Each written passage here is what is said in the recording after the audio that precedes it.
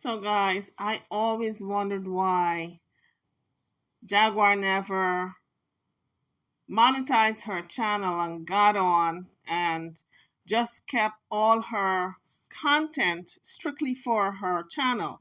Before Daladalfia, she could have set up a YouTube channel and just put all her content instead of going on Sean Davy Way and Kingpin Show and giving them her content, giving them her stories. She could have done so on her own channel. And I always wonder, why didn't she do that? So Goomba said, oh, no, no, no, I did monetize for her. He was on Night and Day Network and he was saying he did monetize a YouTube channel for her, but she would not use it. She preferred to get on these other channels and tell them her stories. That is kind of strange to me that you're going to put money in their pocket when you need the money and you got a monetized channel. All you got to do is tell your stories on your own channel to bring in that money. So Goomba said he did monetize her page on YouTube for her to put all her content there, exclusive content. So everybody would have to tune into her page to view the content, but she preferred to go on other people's pages, like Kingpin and Sean Davy Way, etc., to tell them about her business, tell them all about her stories. Maybe it was for the attention, I don't know. But here's the footage in his own words saying that he did monetize her page. Did get monetized. I did monetize. You did? Dang. I monetized everything. Bro, I'm telling you, it's just she wouldn't put the fucking content up on her channel. But that's peculiar, isn't it? That she wouldn't put the content up on her channel, according to Goomba. We don't know if it's true or not, but we're going by what he's saying. So drop it in the comment section, guys. Why do you think she would not put content up on her own channel and prefer to do it on other people's channel? I'm scratching my head. I can't figure it out. Drop your comments. So I don't know if this story is really jiving and panning out, because if she had her own monetized channel, it would make sense to me that she would put her content on her channel. But all we saw was them driving cross country. They would come into Dallas and then she'd up and move again and say she's been followed or she got to leave town because somebody's after her. And then she'd be driving again to another state. That's all we saw. We hardly saw her putting out any material on her own channel, which didn't make a lot of sense. Everybody was saying, why does she not capitalize since she's got an audience to put the material out on her own channel? So she started the Dalfia network, which she was charging, I think, $9.99 if you wanted to tune into the network. But to me, she should have started out with the network being free, just to get her audience to switch over to watching her on the Dalfia, and then after a couple of months, explain to the folks that she's going to be charging a fee. And then to me, she should have left it up to the folks how much they wanted to pay. She could have left the range from $5 to $10. When you leave that range from $5 to $10, there are some people who would want to give you more. If your content is good, they're going to say, well, I don't think $5 to $10 is enough. Let me give her $25. But you got to give people the option. And when she did come on TV, it was in the car or it was on Sean Davy Show or Kingpin Show. Very seldom she would show inside the apartment where her mom is whenever she came into town. So it just didn't make sense to me. I think it's just part of that mental illness that she was going through, where it was paranoia that somebody was always after her. But let me tell you something. If somebody was after her, she was a sitting duck because they knew exactly where to get her. And in all these years that she's been saying somebody's coming after her, they haven't gotten her yet. So Obviously, there's nobody coming after her. Like everybody's still waiting on the goddamn DNA test. So then Goomba brought up the DNA test. Well, the DNA test now falls in Legina's hand since Jaguar is locked up in this mental institution. Legina said she bought 3 DNA tests and she's going to be taking one, but we have yet to get the results because it takes time to get the results. So that's in the making, I guess. We're going to find out when it comes out, but we already know. We already know what it's going to say. But Legina is going to, I'm sure she's going to put a spin on it. She and Jaguar, that it was tampered with. We already know this. So we can move on from that. Speaking about Legina Gold. Sean FUA says she's got a new name. Her name is Gold something. She changed her name again. So I'm saying to myself, child, I guess, look, there are a lot of words in the dictionary that you can choose from. You got millions more to go. So if you want to change your name every week, it's your prerogative. But we losing track of what your name is. First it was what? Legina, then Gold, then Love, then Angela. I mean, I can't keep up. So I'm going to just keep calling her Legina until she decide on whatever name she wants to stick with. Because my little brain can't keep track of all these changes. Okay? It's confusing. So I'm going to keep referring to her as Legina. I guess a lot of people can't find her now because she changed her name. Her Instagram feed and her Twitter feed, the name is changed. So it's going to be hard to find her and pinpoint her. But that child is a mess, honey. She is a hot mess. But I think the one good thing that came out of all this is that Goomba is beginning to find himself again.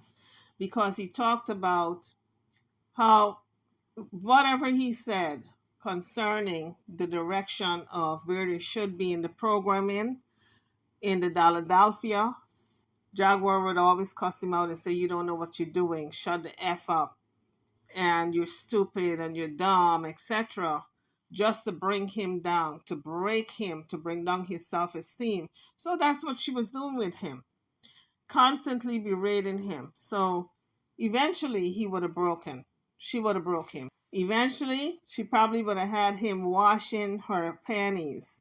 Because when a woman brings a man down and break them to the point where they don't even feel any type of self-worth, that's when they have them cooking and cleaning and washing the clothes. So all you men out there, I mean the ones who are red-blooded, right? 100% men and think you're 100% men. If your woman have you cooking, cleaning, and washing her panties, you are a broken man, okay? You are broken. You are whipped. Now, the only guys who would cook, clean, and wash underwears and do all that stuff are the gay ones. The ones who are feminine, who thinks they are women, okay? Those are the ones that do that. But 100% red-blooded American man, he's not going to do that, honey. So any man out there, I don't care what your woman tells you, that, "Oh, honey, you're so sweet to be doing all that." No, she got you whipped, okay? You are not no longer a man in her eye. Anyway, I digress. Let me get back to what I'm talking about. I'm talking about Goomba and him finding himself. But what I found strange is that Goomba is pretty much doing the same thing that Jaguar was doing. He complained that she would not upload to her channel. She would get on other people's channel and she would talk all about the content, the stories. He's doing the same thing. He's on Night and Day Network doing the same thing. So he haven't learned from her of what not to do and how to build a channel. When you're building a channel, you don't go on other people's platform and talk your stories. You get on your own platform so you can build your audience and grow. So he's pretty much laying back on Night and Day Network, telling his stories, telling all about Jaguar, and telling all about how frustrated he was in the marriage and in the business, and how they drove, and he was tired and he slept on the road and couldn't get any sleep, and just bitching instead of focusing on the prize, because they lost focus when Jaguar was in control. Now he's in control of his own life, his own self. What is he doing? He's doing exactly the same thing she was doing, getting on other people's platform and talking the business, telling the tea, telling the stories, revealing the content, giving the content away, in other words. I thought he said he had a channel. Didn't he say he had a channel called the King's Council or something like that? Why can't he get on his own channel and present his materials? People would tune in. All he got to do is make the announcement, listen, I'm airing, I'm coming live, and tell the time, and a lot of people would tune in. But I guess because he wants it to be paid, nobody's going to pay to hear what they're hearing for free, because he getting out there on Night and Day Network and all, other people's channel. But the only channel I know he's on right now is Night and Day. But if you're going to be on that channel and telling them and spilling the tea and telling them all about your business, nobody's going to pay to hear you on your own channel when they can listen to it for free on Night and Day Network. So I don't understand what Goomba is doing. What you doing, Goomba? What you doing? It's not making sense what you're doing, brother. You need to rethink this, okay? You need to backtrack and rethink what you're doing, because it's not making sense. So he said all that driving was to get to a certain place at a certain time. They were on a schedule. And maybe they had some business dealings to take care of that we are not aware of. Maybe they had to meet with certain people to do certain business that they did not let the public know. Like when Solar was with them in New Orleans, and they met up with them people in a restaurant. They didn't let us know that they met up with said people from Carbon Nation, because they said the people were chanting. These people were chanting in the restaurant. Now, people don't just start chanting in the restaurant. They did not tell all the story.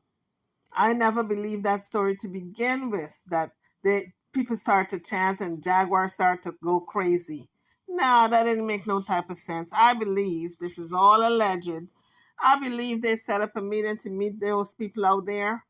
And when they got there with all the chanting and the carrying on, Jaguar probably flipped out, because she probably didn't take her medication and all that bipolar stuff was coming on. And so she just flipped, allegedly. So then he was asked the question, why does Jaguar hate his family so much? And he said it's simple. It's only because they love him so much. And I can understand that and I can believe that, because a lot of times when you're around people who want to possess you, I mean, really possess you in your body, your mind, your spirit, your soul, they don't want nobody else to have access to you. That type of possession, that, what do they call it? Fatal attraction type of thing. There are people like that. If your family loves you, they're going to go after that family to make sure that your family hates you. And that's what allegedly Jaguar was working on, according to Goomba. So Goomba says even his therapy class, she would get mad at that he's going to therapy. That tells me she wasn't going to therapy. He said when he tried to organize a baseball type of league just for an outlet so he can get out and do something, she would say, okay, we got to get on the road. So he had to drop what he was doing. Instead of trying to organize that, they had to get on the road. So it was like every excuse to tear him away from being anchored in anything. So his whole life would be centered around her and just concentrated on her. But Jaguar did say she was once a dominatrix, so it's not surprising to me where she wanted full control over him. So here's what he had to say when he was asked the question, why does she hate his parents so much, or his family so much? This is what he had to say. Love me, bro. Everybody who fucking love me, dog.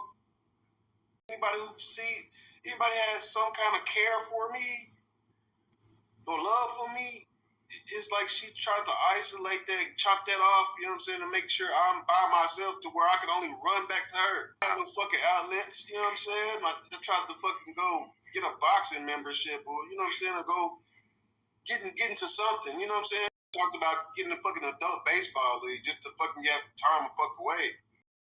And, you know, as soon as I started getting that shit together, it was like, oh, we gotta get on the road. So that was how he lived his life, just constantly on the road. And we saw that played out on television, in the car, in the hotel, just bouncing. And that's part of the mental illness. But he fed into it. He could have put his foot down and said, listen, you get on the road. I'm staying put. I'm staying with mama. I'm getting me a job and I can do the production on the side. But I'm not going to play this with you anymore. If you want to up and run every minute because you feel somebody's after you, then you go.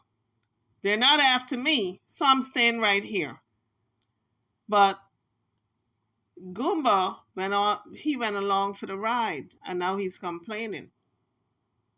He fed into the madness. That's what he did.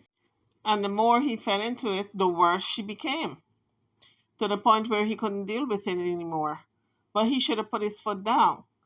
But a lot of people like me said he should have put his foot down. But what I'm forgetting is that she stripped away part of his manhood. She would pick at it and keep stripping it. And so he really felt as though, I guess he had low self esteem.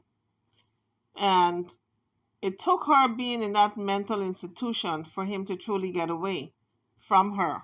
Because if she didn't go to the mental institution, she'd be right up on him like white on rice. He wouldn't have been able to get away that easily. So God have a way of working things out in our lives. She's in there to get better. And as a result of her being in there to get better, he was able to free himself from her. So now he can truly work on himself. There's no excuse for him not to anymore. So he says he's done with her, and we're going to see when she comes out of the institution if he goes back to her. Because, saying and doing is two completely different things. Sometimes people say they're done when they're not really done. It's just that the person is absent. But when the person is present, then that's where the truth becomes evident. There's a saying, proof is in the pudding. Well, we're going to see when she comes back with her presence just being out and he can gain access to her. We're going to see if he's truly done. Even with my fucking therapy classes, bro, like this shit would be fucking killing her. But like, no, I got fucking therapy at this time and through this time. Like every day, I'm not every day, but certain days of the fucking week, it was, you know what I'm saying, for an 8-week course. Oh, shit, that shit, bro. Cause I would be excited, learn a lot. So Goomba said the reason why his therapy class would anger her so much is because he was learning coping skills. He was excited to get there because he knew he would learn something new to help him with his anxiety, and it was killing her because she did not really want him to get well. That's my assessment of what he said. These are my words now. She didn't want him to get well. Whenever you are in a relationship with someone and they're angry because you're trying to get well and help yourself through therapy, and they remain angry at you, then they do not want you well. They want to make sure you stay sick. And they will do anything in their power to make sure you stay sick. He said whenever he tried to do something or form some type of outlet for himself, she would say, we got to go, we got to get on the road. So that's breaking that connection that he would have to start a project. All projects had to revolve around her, whatever it was she was doing. A lot of times people want to keep you sick so you can be codependent. So you can be dependent on them. So there's a codependency. They depend on you, you depend on them. And so that cycle is locked in. The minute you start getting well, then they feel threatened as if they're losing you. So that was the kind of relationship she was setting up with Goomba, which tells me she's a very ill woman. She's very sick. She really needs a lot of help.